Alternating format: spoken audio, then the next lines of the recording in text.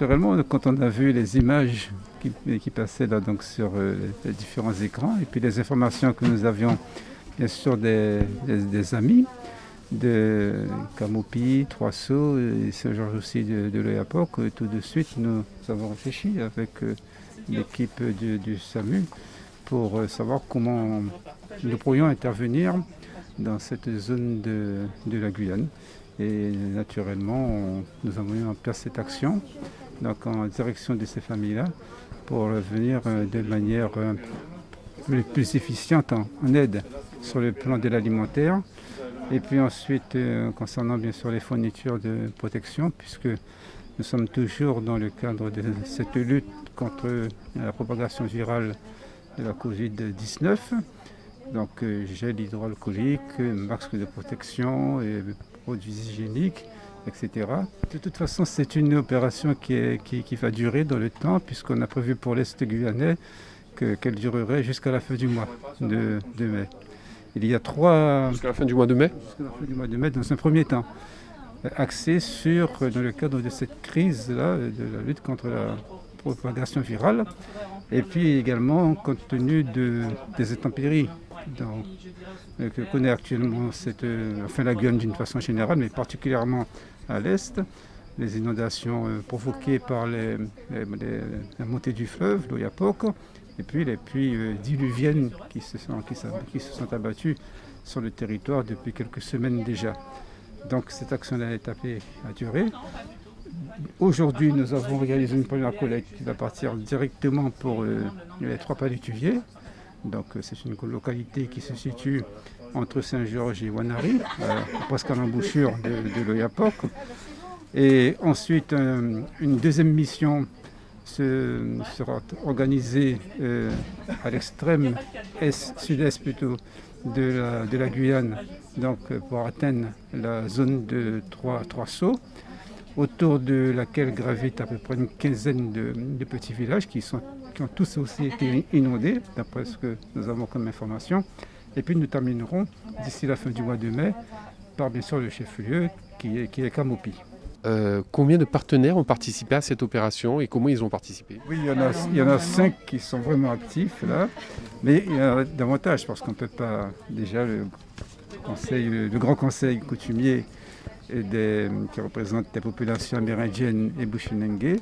Donc elles sont régulièrement 3 autour de la table lors des réunions. Et indépendamment du Grand Conseil, alors nous avons l'association Ville et Dignité, nous avons le club Innerville qui a quand même fait ce don très généreux qui est en denrées alimentaires, en produits aussi donc de protection, pour les fournitures de protection, produits d'hygiène pour les familles, l'association guyanaise des usagers de la santé et bien sûr le SAMU social. Donc nous sommes à la base 5, mais... Et au niveau des denrées alimentaires, comment vous avez pu vous les procurer? Eh bien, nous avons pu déjà faire appel à la générosité populaire. Et puis le club service Innerville a fait le complément. Et puis bien sûr nous-mêmes, au niveau du SAMU social aussi, nous avons pu quand même faire le nécessaire pour compléter un peu les dons que nous avions déjà fait auparavant les donateurs, les donatrices et donateurs. Eh bien, c'est une très bonne action, tout simplement parce que nous nous trouvons dans une situation, on va dire, de crise, et que c'est mondial. Et on voit aujourd'hui qu'en Guyane, cette action est solidaire et que ça va à l'encontre de toute la population, quelle que soit la communauté qui est concernée.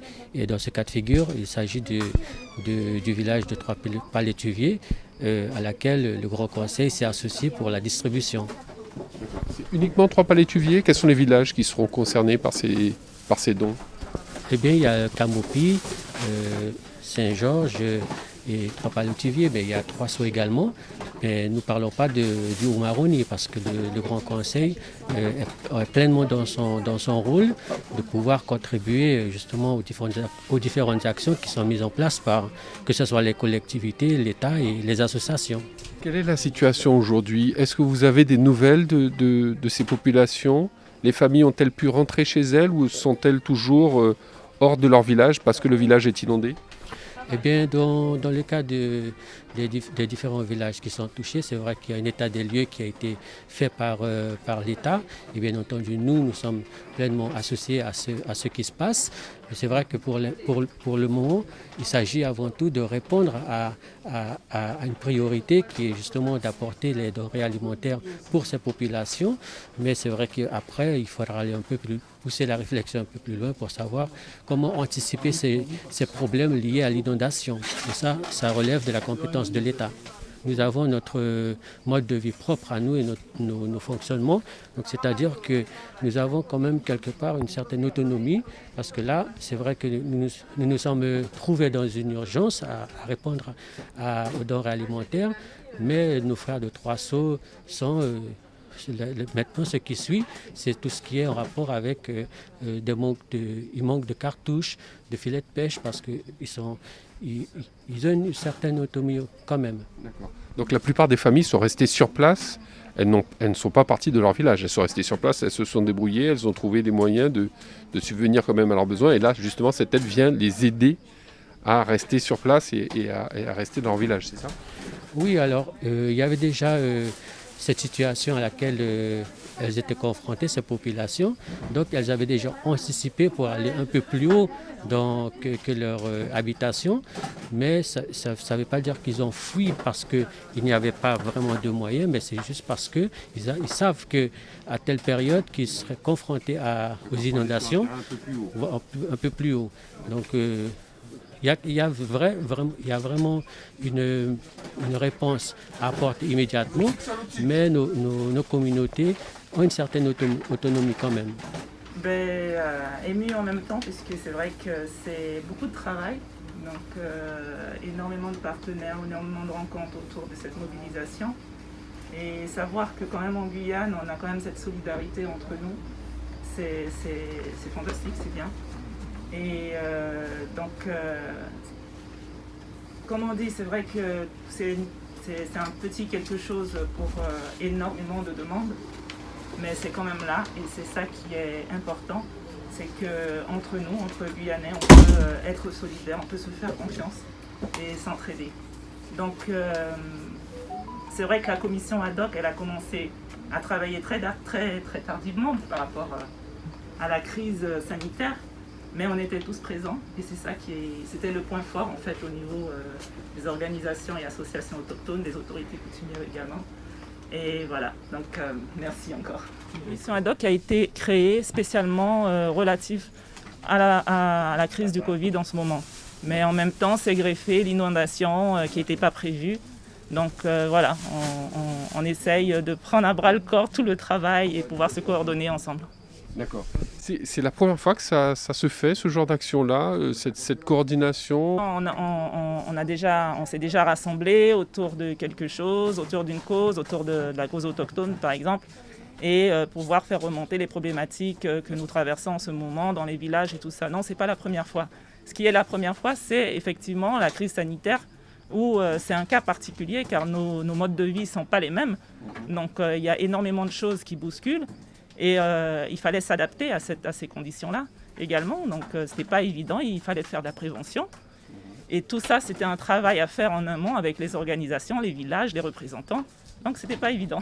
Comment se passe justement un confinement à Trois-Palituviers, à Trois Sceaux ? Est-ce que les gens se confinent entre eux ou est-ce que c'est juste le fait de confiner le village, d'essayer d'avoir le moins d'interaction avec l'extérieur ?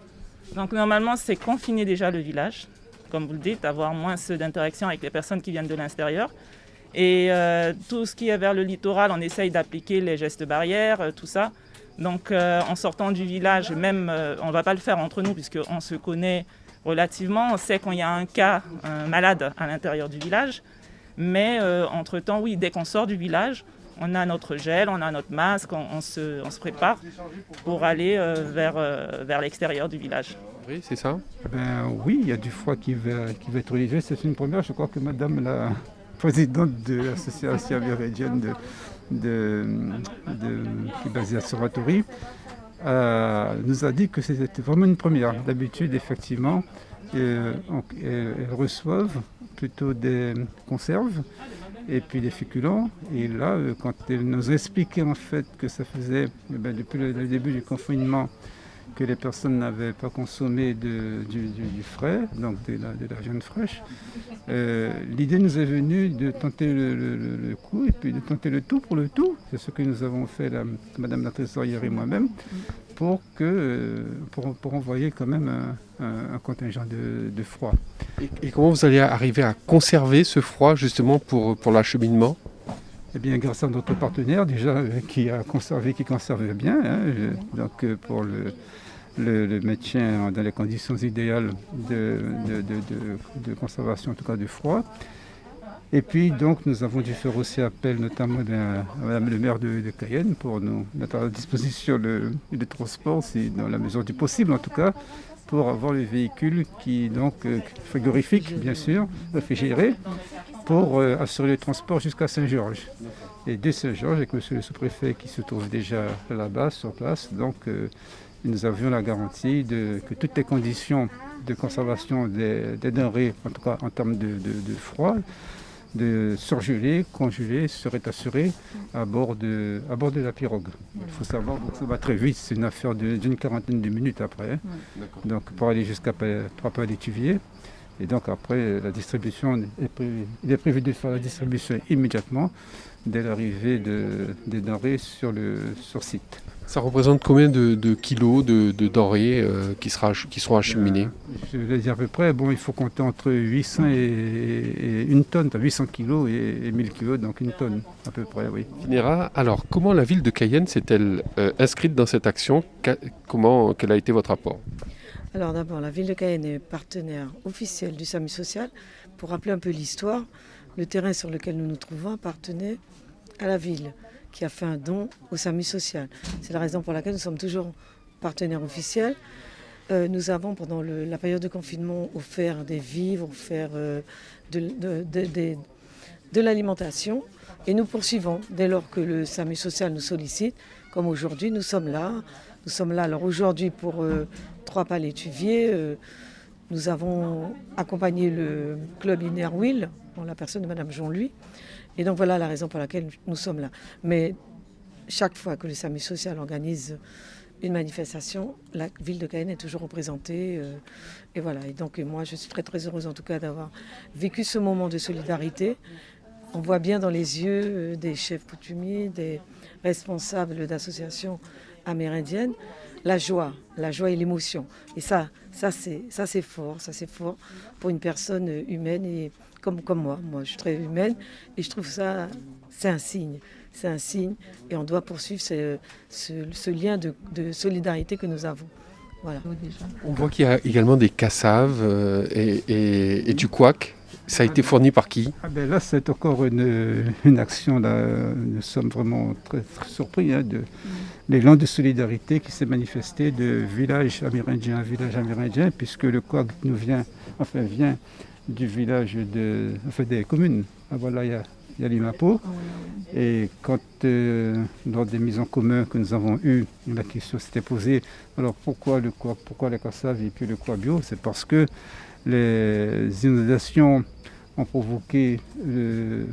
inondé les cultures et malheureusement les familles ont tout perdu puisque on nous expliquait que même le manioc avait pourri et il était inexploitable. Il ne pouvait pas être conditionné ni transformé pour en faire le couac, la cassave et tout le reste. Alors donc l'équipe là s'est mobilisée et a pris contact avec différents partenaires sur place. Et c'est ainsi que la commune d'Awala-Yalimapo s'est proposée pour venir en aide à l'est. Alors c'est l'ouest qui vole au secours de l'est. C'est vraiment un très bel exemple de solidarité. Vous avez apporté du couac et de la cassave, c'est ça ? Oui, c'est une commande qui a été envoyée à une des associations qui fait de la cassave et du jus de manioc pour la vente. Et le SAMU social leur a fait une commande de 100 bouteilles de cachilipo. C'est comme ça qu'on appelle le jus de manioc en calignan, de couac et puis de cassave. Bah oui, ça a été fraîchement produit. La famille qui a produit ces denrées a travaillé d'arrache-pied pour que ça soit prêt pour aujourd'hui, pour que ça soit frais également. Donc ces derniers jours ont été, je pense, très... La fabrication en elle-même, elle est très éprouvante, donc ils ont fait un gros effort à ce niveau-là. D'accord. Alors, comment vous intervenez dans ce dispositif d'aide pour les communes de Saint-Jean ? Écoutez, pour moi, j'avais, en tant que personne et en tant qu'amérindienne de la Guyane, moi j'ai voulu prioriser la communauté amérindienne par rapport à cette action, sachant qu'il y a beaucoup de difficultés, même tout en sachant aussi qu'il y a une solidarité guyanaise. Et en même temps, j'ai voulu profiter du SAMU social pour pouvoir vraiment aider toutes les populations. Voilà. Et en tant que présidente, ça m'a beaucoup émue de voir tout ce partenariat qui s'est fait de cette solidarité. Ça s'est fait en combien de jours ? Ça s'est mis en place en combien de jours ? On va dire en une semaine à peu près. Il y a eu du travail. En une semaine, ça a beaucoup émergé. Il y a eu beaucoup de partenariats, ce que je disais à l'instant. Et en même temps, la solidarité est vraiment présente dans cette action. Solidarité de qui ? De tout le monde. De tous les partenaires associatifs, mairies, les citoyens et voilà, de toutes les communes. On va dire que dans cette action, les communes étaient présentes. Est-ce que c'est la première fois que vous voyez une telle solidarité s'exprimer ? Oui, tout à fait. Depuis cette apparition de ce virus, on voit la solidarité qui est présente. Et j'en suis très fière, puisque moi, en tant que Guyanaise, je suis fière de voir cette solidarité et j'espère et je le souhaite qu'elle continue à l'être. C'est la première fois que cette solidarité entre les villages de l'Ouest et les villages de l'Est se manifeste, à votre connaissance. Est-ce qu'il y a déjà eu d'autres cas comme celui-là ? À ma connaissance, en intervillage, c'est l'une des premières fois que je vois de ma vie, comme je suis également jeune, donc je ne sais pas s'il y en a eu avant. Je ne m'étais pas renseignée non plus. Mais en tout cas, c'est bien la première fois que je vois ça. D'accord. Quel sentiment ça vous donne ? Est-ce que vous êtes fiers de cette solidarité ? Est-ce que vous dites il faut qu'on le refasse d'autres fois, les prochaines fois ? Quel est votre sentiment autour de ça ? En fait, à travers le Grand Conseil coutumier et toutes les associations autochtones qu'il y a aujourd'hui en Guyane, je pense que c'est important d'avoir cette solidarité, qu'elle soit plus récurrente et plus poussée également, mieux organisée, parce que malheureusement, c'est la crise du coronavirus qui nous a fait nous mobiliser en urgence, faire preuve de solidarité, on le voit, même si au début, ça n'a pas vraiment été le cas.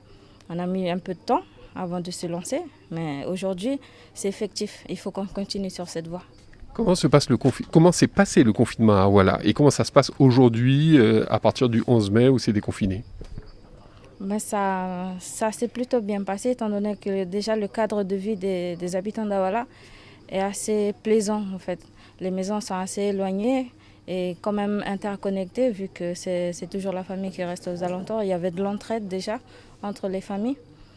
Et en tout cas, les gens sont restés chez eux ou est-ce qu'ils ont pu quand même, comme le village était un petit peu confiné, est-ce qu'ils ont pu garder leurs habitudes ?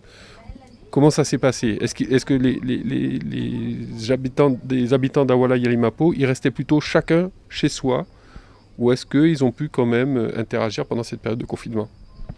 Disons qu'on était bien obligé d'interagir quand même un petit peu, vu qu'il y a les habitudes, par exemple comme là, avec la production qu'on vient de ramener, le travail à la bâtie. Il faut quand même entretenir son abattoir et tout ça. Et je pense qu'on pouvait sortir un petit peu. Personnellement, j'étais pas dans les rues, mais je pense qu'on peut quand même faire ses achats au libre-service qu'il y a dans le village. Et est-ce que vous avez vu les comportements changer quand même ? Effectivement, le respect des gestes barrières, le port du masque. Est-ce que ça se fait à Awala Yalimapo ? Je ne pourrais pas trop vous dire parce que je n'étais pas dans les rues. Donc personnellement, je le fais. Je pense que la plupart des gens sont aussi assez conscients. Il y a également des arrêtés qui ont été pris par la mairie pour pouvoir protéger la population d'Awala, comme par exemple la fermeture du libre-service dans l'après-midi. Comme ça limite les allers-retours de chacun. Mais le matin, comme c'est ouvert, tout le monde peut pouvoir faire ses affaires. Et il ne faut pas oublier que c'est pour protéger la population qu'on prend toutes ces mesures en ce moment.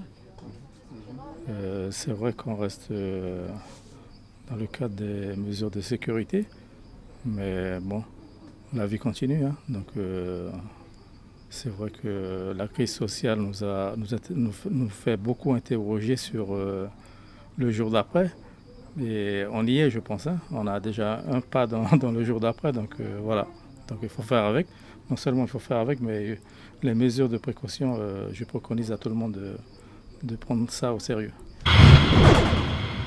RDI en Guyane, c'est de la musique, des infos et du sport. RDI sur 105.1 à Cayenne et 88.4 à Kourou.